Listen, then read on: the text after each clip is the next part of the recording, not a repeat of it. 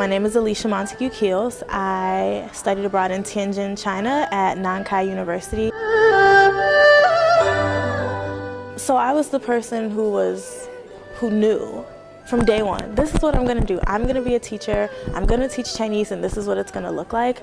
And study abroad, like completely, like transformation. Like, no, Alicia, you can do so many more things. And it really made me see like this language is more than just in a classroom or at the university level teaching. This could look like so many other things, translating for programs that are in need, or creating literature for those who are eager to learn but don't have the resources, or bringing my abilities to spaces where they aren't afforded those opportunities. And so it really like blew my mind. It gave me, or allowed me, a new lens into the Chinese culture and my Chinese language abilities. One of the experiences that I took the most away from, just really being able to shatter stereotypes, being an African-American woman, studying and being fluent in this language.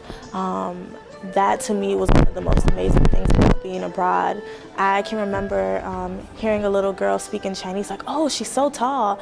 And then I replied back like, yes, you know, I am tall, you're really short. And she freaked out. She's like, oh my gosh, she understands me. And that like spiraled into a conversation with her and her mom, just really innocent questions. And that really allowed me to see like, wow, I can really use this language as a tool to shatter those stereotypes, educate others, and in turn be educated on this culture that I only learned about through books.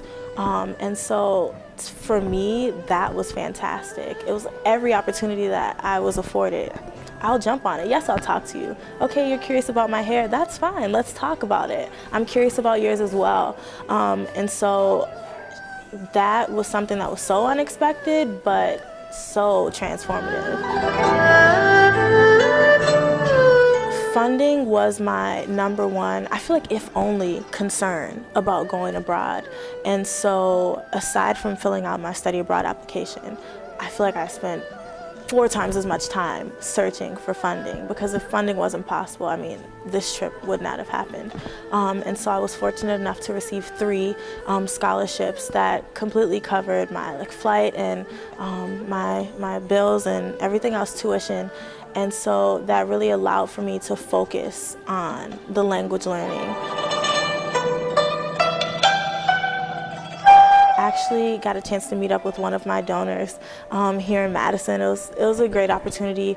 He came in for homecoming, and so we got to walk around State Street and had a bite to eat and really exchange experiences, because he had actually gone to Tianjin way back in the day. And so just to really have those conversations and find the similarities, that was really mind-blowing to me. And so, yes, I've had some where I've reached out through letter, but I really enjoy getting to know the person who I feel indebted to almost. And I think that it's a great opportunity for them to see, you know, this is where my donation is going.